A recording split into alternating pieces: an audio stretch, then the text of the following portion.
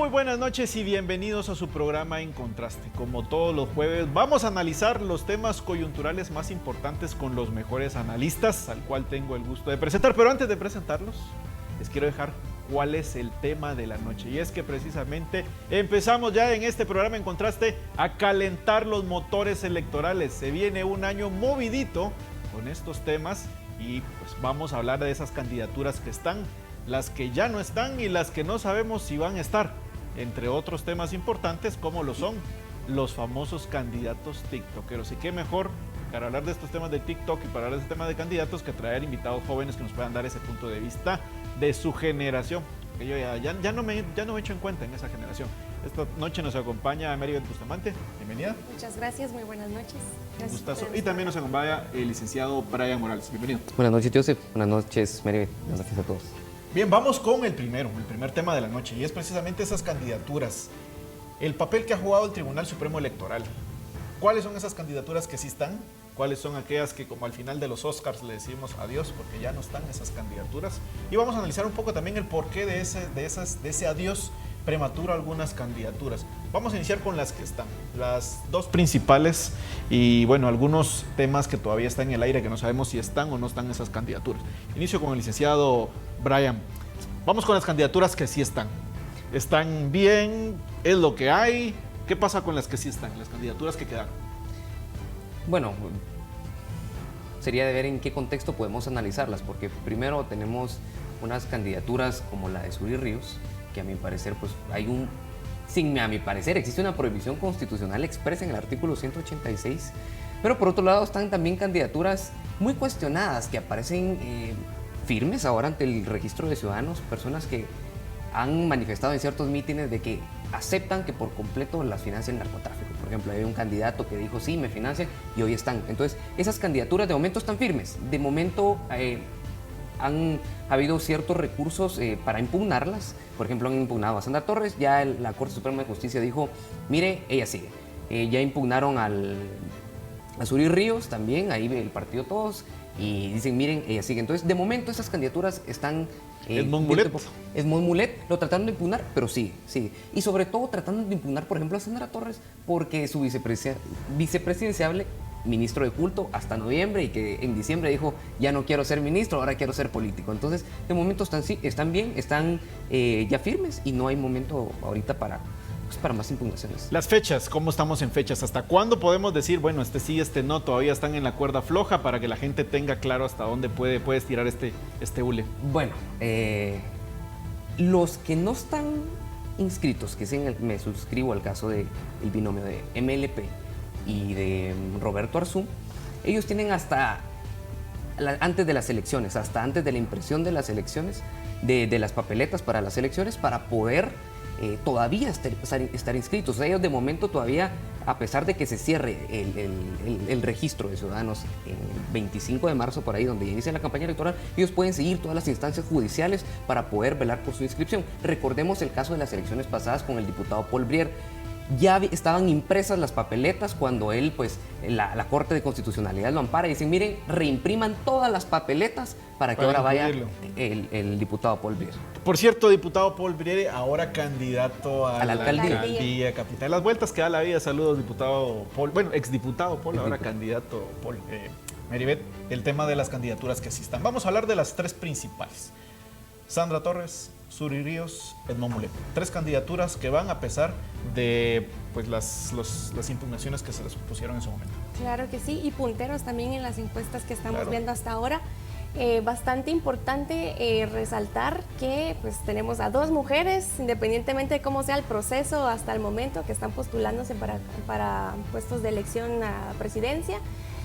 Muy polémicas ambas, por supuesto. También tenemos a Edmond Mulet, que como hemos visto, también han puesto ahí algunos reparos en que ellos se puedan inscribir, pero es bastante interesante que podamos también determinar hasta dónde tenemos el tiempo, ¿verdad?, para que esto se siga dando. Si no estoy mal, ustedes me corroboran, tenemos 3 semanas todavía para que ellos puedan ver si es posible continuar con su candidatura de la forma en la que están. Muy convulso el escenario hasta ahorita, pero estamos ahí a la expectativa de cosas muy buenas para este país. un poco aclarar que la candidatura de Sandra, el tema, precisamente como la otra candidatura que vamos a hablar del MLP, es precisamente con un tema del vicepresidencial. En este caso de Sandra era porque era un ministro de culto, pero no en funciones. No sé cómo ve ese juego de análisis legal que pues se hace. Bastante oportuno, ¿no? Porque también, bueno, veíamos algunos artículos ahí por enero donde nos indicaban de que no necesariamente fue justamente en noviembre, sino que quizá había sido algunos días posteriores a la inscripción de la candidatura del vicepresidencial. Entonces, creo que es un tema que es sumamente importante que vamos a analizar nosotros como ciudadanos desde el punto de vista de qué es lo que estamos viendo para postulaciones, no para presidenciales. La candidatura de Suri Meribet, acá mi compañero acá fue tajante. Entonces no sé si es tan tajante en el análisis del artículo. De Suri, bueno, creo que es interesante la postura que ella toma. Creo que hay bastante controversia también en decir, ¿será que el hecho de que tenemos una hija de alguien que en algún momento tuvo una postura bastante, bueno, se le indica a él como genocida, si también ella debería de seguir con este título, ¿no? Entonces, creo que es un punto de análisis que deberíamos de evaluarlo bastante bien con los puntos específicos de constitucional. Yo creo que él está específicamente más capacitado en temas constitucionales, pero sí creo que es algo de considerar si es posible o no tomar en cuenta esa posición o si simple y sencillamente podemos darle vuelta a la página y empezar a pensar más allá de lo que está ahí. Tema súper controvertido y controversial. Dividió las redes sociales. Claro. Yo veía analistas tanto de derecha como de izquierda defender la candidatura de Suri Ríos.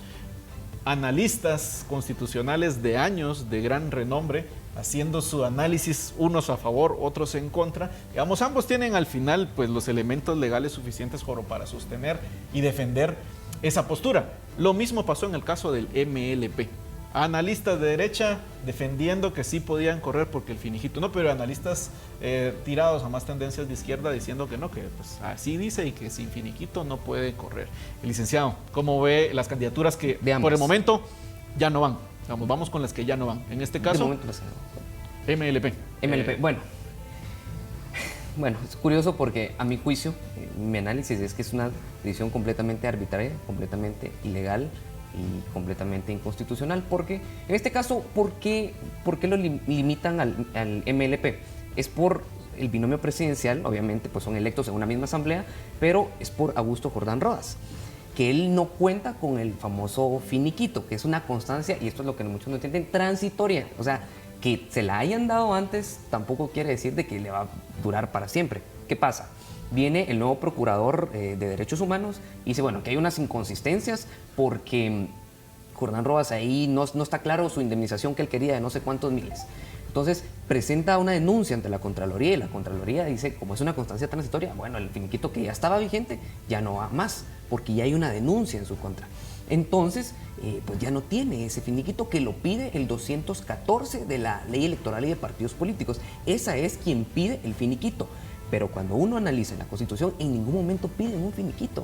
O sea, hay iniciativas, hay constitucionalistas que han analizado de que el finiquito, limitar el finiquito, la participación por un finiquito es completamente inconstitucional, porque se presta también a un juego político, se presta también a un juego de que por cualquier denuncia que puede parecer espuria, recordemos de que la Constitución dice de que una persona es pues, culpable cuando es vencido en juicio. Entonces, mientras no esté vencido y solo sean como que, mire, hay anomalías y mientras lo esclarecemos, se le está limitando un derecho constitucional que a mi juicio está por completo violando el derecho de igualdad y de derecho a participar y optar a cargos públicos.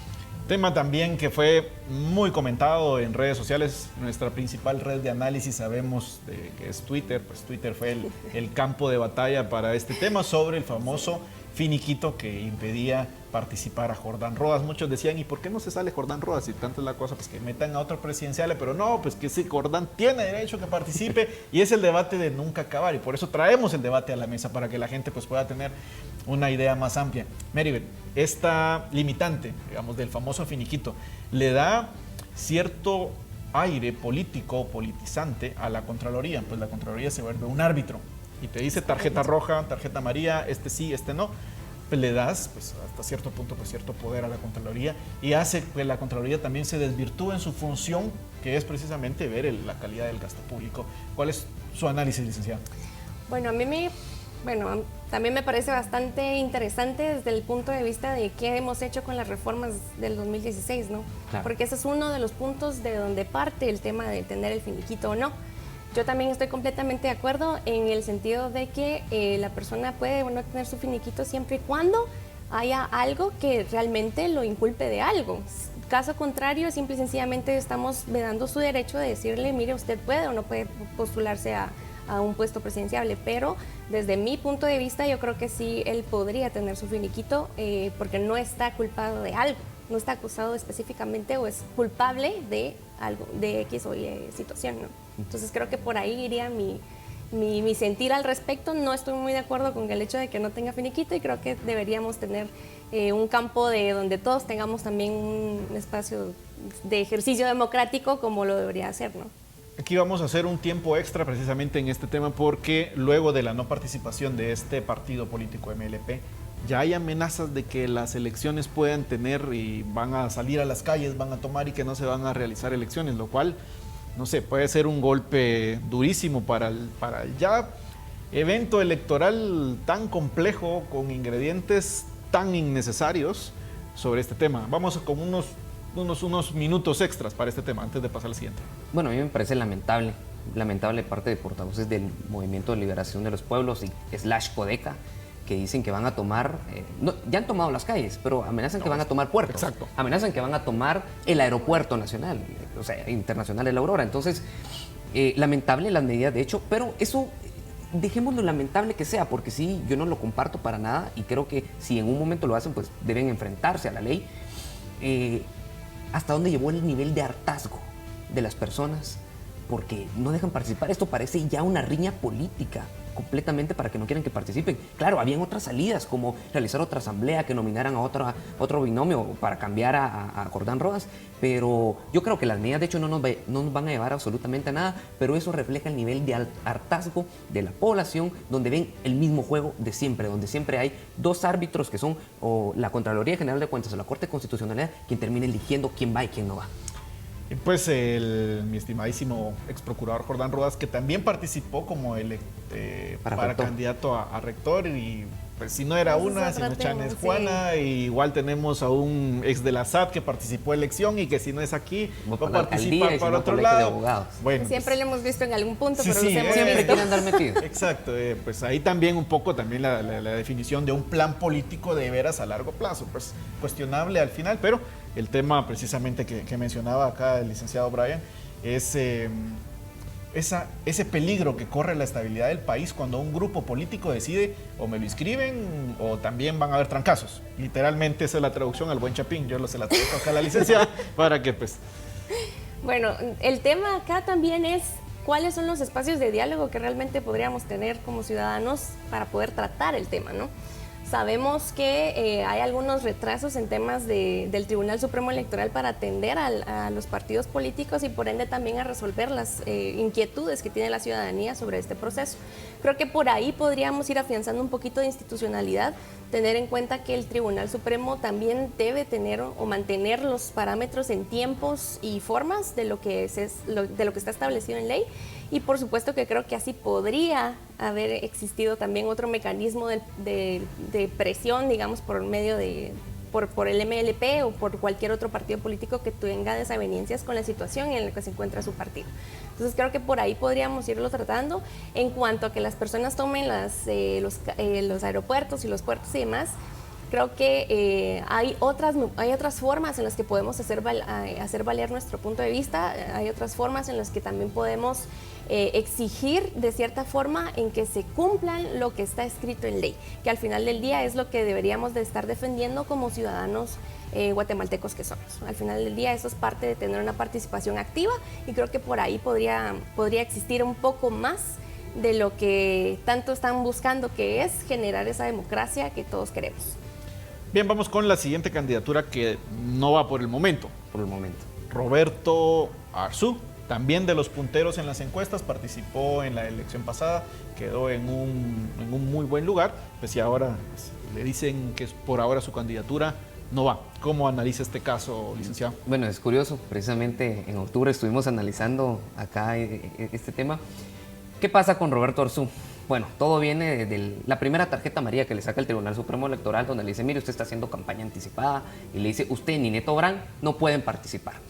Pero, ¿qué es lo curioso aquí? Y lo que se cuestiona es la discrecionalidad del Tribunal Supremo Electoral, que viene y en enero archiva el caso, porque ellos pues impugnan, entonces dice, miren, ni usted ni Neto Brand hicieron campaña anticipada, así que lo archivamos, y claramente dicen, el usar el hashtag Hagamos Grande Guatemala y el sí se puede, no constituyen, usado en las prendas, no constituyen una propaganda electoral. Entonces lo archivan, y casualmente viene el partido del expresidente Ime Morales, FCN Nación, y dice, miren, esto fue una campaña anticipada, y dice el Tribunal Supremo Electoral, ahí sí que levanta a los muertos, ah no, sí, tiene razón, sí era campaña anticipada, así que revoco la inscripción que ya tenía. Entonces le revocaron la inscripción, y cuando presentan la impugnación, dice la ley que tiene que ser en 3 días, y lo presentan al 5.º día. Entonces ahí ya también jaladito el recurso que presentan. Entonces viene y es ilógico completamente la resolución del Tribunal Supremo Electoral, y entonces después sacan el tema de una multa, que usted tenía una multa de $50,000 y presentan los recibos de que la pagaron y dicen, ah bueno, sí la pagaron, es que sabe, usted no es idóneo. Entonces ahí está la resolución, yo la tengo aquí, la podemos mostrar en la televisión, donde le dice el haber hecho una posible campaña anticipada hace que no cumpla con las cualidades del 113 constitucionalidad, de capacidad, idoneidad y idoneidad. Entonces usted no es idóneo. Entonces, ¿qué está pasando? Ahí el Tribunal Supremo Electoral buscó de todo para zafarse, Roberto Arzú. Y eso que todavía no hemos entrado al tema de la idoneidad, que vamos en el siguiente bloque a hablar de eso, porque tenemos unos cuates que ese tema pues sí deja mucho que desear. No deja mucho que desear. Licenciada Meribeth, la candidatura de Roberto Arzú, pues obviamente por campaña anticipada, el Tribunal Supremo Electoral pues vio así. Obviamente pues no nos hagamos tampoco los inocentes, pues hay algunos candidatos que han venido haciendo campaña anticipada por 4 años, alcaldes, diputados que estando en el puesto se han valido del puesto precisamente para hacer campaña anticipada, y resulta un poco también, es como que, pues a mí no, a aquellos tampoco. Pero es igual un poco asumir la responsabilidad y un poco también la discrecionalidad, como ya mencionaba el licenciado Brian. Meribeth, ¿cómo ve el tema? Bueno, sumamente indiscreto lo podría decir, porque sí, o sea, es un tema que ha estado muy abierto en dar tropiezos para esta candidatura específicamente, pero creo que lo interesante del caso, y es justamente lo que tú mencionabas, es a qué sí, a qué no, o sea, a qué le vamos a poner atención, a quién sí está sacando videos antes o la forma en que lo están haciendo. Entonces, tomar también el tema de las redes sociales, creo que ahí hay muchas personas que ahora están corriendo por cargos públicos que definitivamente lo hicieron. Lo interesante también es cómo demostramos que no necesariamente es campaña anticipada y que sí y que no, porque es algo que se ha cuestionado tanto desde el tema también de las reformas del 2016, que tanto las traemos a colación justamente por eso. Pero mi postura ante ello es esa, o sea, ¿por qué vemos que algunos sí y algunos no? ¿Y quién realmente está decidiendo estas situaciones arbitrarias, ¿no? Creo que será interesante ver qué todavía se logra hacer. Sabemos que por ahí está entrampado el proceso todavía, no hay alguna solución. Así que esperando a ver cuál es el próximo paso de Roberto Arzú y su partido para poderse inscribir o no en este proceso electoral, que de por sí ya está bastante interesante. Sobre todo por el tema de saber qué es campaña anticipada, ¿no? El tema de cuando es el llamado al voto, el decir, voten por mí, si es campaña anticipada. Si yo le digo aquí a mi estimado Brian que va para candidato a presidente y él dice, sí, voy a ser presidente, ¿eso es campaña anticipada? Claro. Va a salir el tribunal de aquí a, no sé, 20 años que te faltan y decir, sí, él hizo esa discrecionalidad para saber y para tener claro que es campaña anticipada.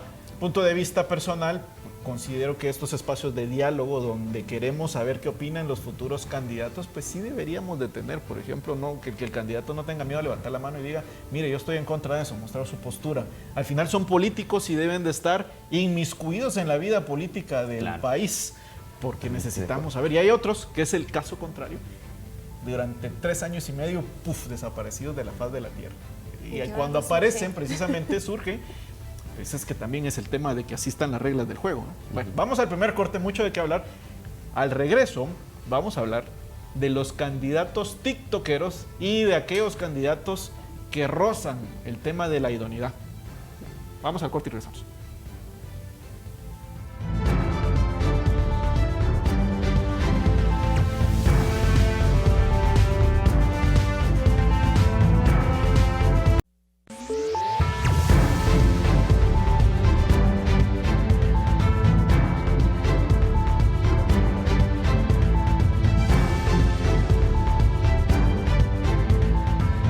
Continuamos en su programa En Contraste, analizando la coyuntura electoral que está movidita. Hay candidaturas que se anunciaron hace poco que definitivamente le van a poner sazón a esta contienda electoral. Ya vimos algunos influencers, algunos personajes públicos que salen bailando en las asambleas de candidaturas a alcaldes, y algunos otros pues que se las daban de muy críticos, de muy dadivosos, de muy altruistas, entregando cosas y regalos y cuantas cosas. Y resulta que al final sí iban a ser políticos y sí querían llegar a la guayaba cuando pasaron diciendo que no, que todo le salía de ese gran corazón que tienen como guatemaltecos. Pues bueno, es lo que hay, no lo digo yo, usted igual lo puede ver en las redes sociales.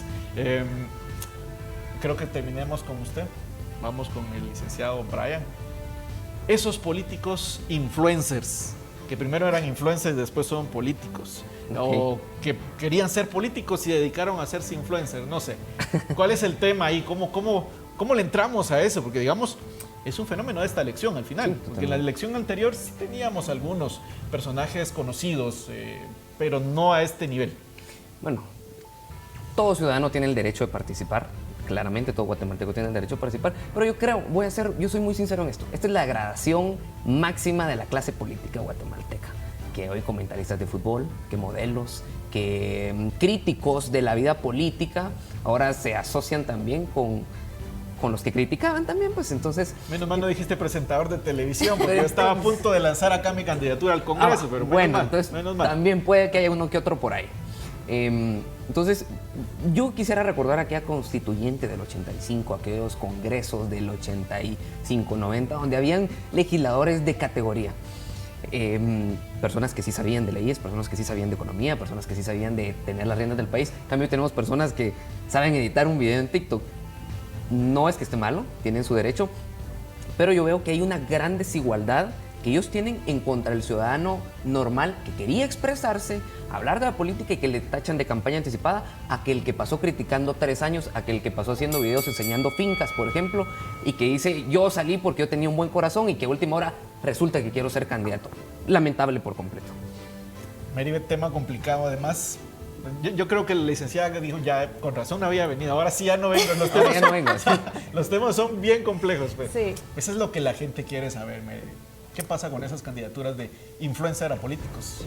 Creo que en primer lugar es como la primera forma de endulzarte el oído, ¿no? O sea, es la forma más rápida y más efectiva en la cual podemos hacer algún tipo de conexión con la ciudadanía. Entonces, definitivamente es una herramienta que la van a utilizar. Ahora, ¿qué es lo que me permite o qué es lo que no me permite el sistema para que yo me pueda candidatear, digamos, de alguna forma antes o posterior al tema de abrir el tema para postularse a un cargo público?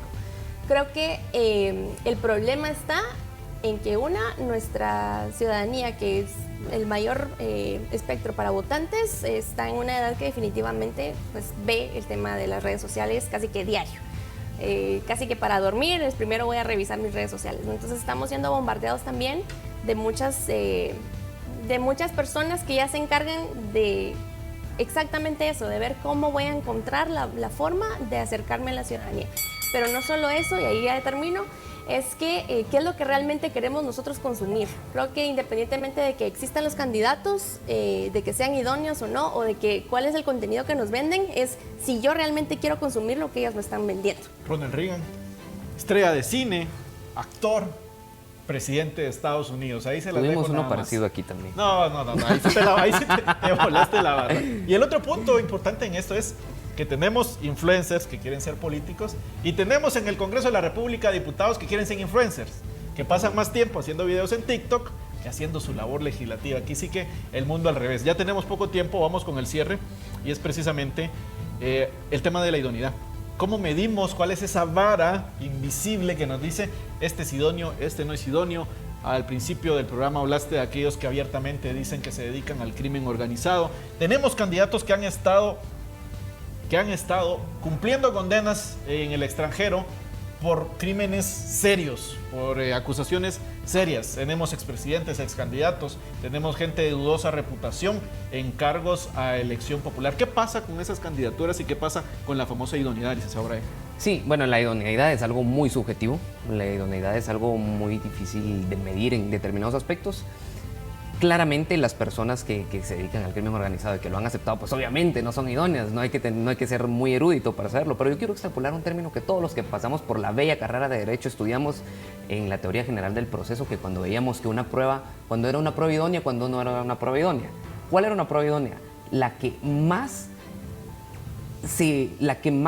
valga la redundancia, probaba, la más adecuada para probar lo que se estaba diciendo. Entonces, en este caso, quiero extrapolar ese sentido de idoneidad aquí. ¿Quién va a ser el más idóneo? La persona que de verdad tenga las más capacidades para poder ser un legislador, las personas que más sepa de economía, de gobernar un país, de administración pública, esas van a ser las personas más idóneas. Ahora bien, ¿qué pasa con las personas que han cumplido con condenas o algo así? El 22 constitucional, claro, dice que los antecedentes penales y policíacos no pueden limitar los derechos constitucionales.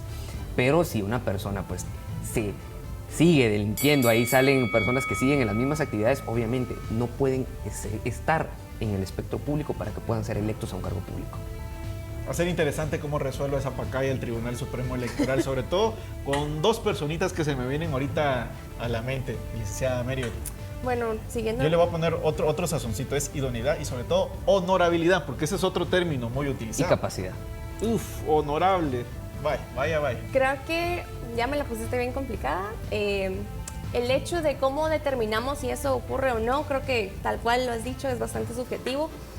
Pero el hecho de que sean los partidos políticos los cuales los posicionan, creo que por ahí podríamos ir también delimitando de cómo podemos nosotros ir evidenciando si es posible o no seguir continuando con los candidatos que tenemos. Entonces, a raíz de este mecanismo, creo que es posible que podamos ir determinando a qué partido político vamos a ir apoyando, si es idóneo o no el candidato o la candidata con la que se están lanzando. Entonces, creo que por ahí podríamos también ir determinando si nosotros como ciudadanos estamos dispuestos a hacer ese cambio y cómo lo vamos a hacer. Creo que el primer paso es saltar también la barda de decir la política es completamente sucia y no me voy a involucrar a nada.